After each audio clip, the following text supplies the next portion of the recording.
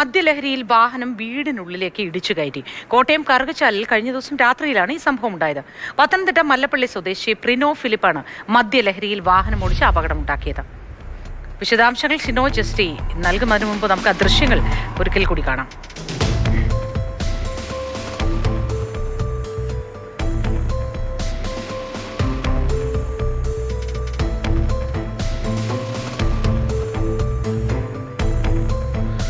ഷിനോജ്, ഇത് സ്വന്തം വീട്ടിലേക്കാണോ ഓടിച്ചു കയറ്റിയത്, അതോ റോഡിലൂടെ പോകുന്ന സമയത്ത് ഗേറ്റ് അറിയാതെ ഈ മദ്യലഹരിയിൽ ഓടിച്ചു കയറ്റുകയായിരുന്നോ ചെയ്തത്?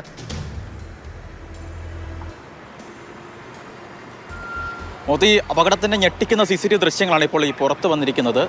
മദ്യലഹരിയിലായിരുന്നു പത്തനംതിട്ട സ്വദേശി പ്രിനോ ഫിലിപ്പാണ് ഈ വാഹനം ഓടിച്ചത്. ദൃശ്യങ്ങൾ കാണുമ്പോൾ ഈ വാഹനം ഏത് വഴിയിലൂടെയാണ് ഓടിച്ചു പോയതെന്ന് നമുക്ക് പോലും മനസ്സിലാകുന്നില്ല. കാരണം അത്തരത്തിൽ മദ്യലഹരിയിലായിരുന്നു എന്നാണ് പോലീസ് തന്നെ പറയുന്നത്. കഴിഞ്ഞ വ്യാഴാഴ്ച രാത്രി 11:30-ക്കാണ് ഈ സംഭവം നടക്കുന്നത്.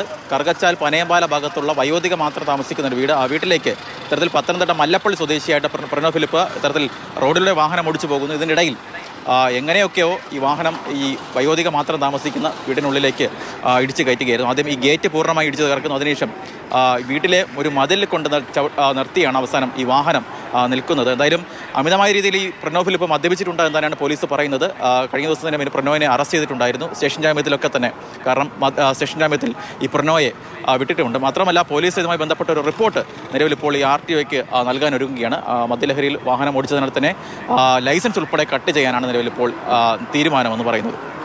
ശരി, ഷിനോജയാണ് വിശദാംശങ്ങൾ പങ്കുവച്ചത്. ഷിനോജ് പറഞ്ഞതുപോലെ ഇത് ഏത് വഴിയിലൂടെയാണ് വാഹനം ഓടിച്ചതെന്ന് ഓടിച്ചയാൾക്ക് ഏതായാലും മനസ്സിലായിട്ടില്ല. ദൃശ്യങ്ങൾ കണ്ടപ്പോൾ നമുക്കും തീരെ മനസ്സിലായിട്ടില്ല.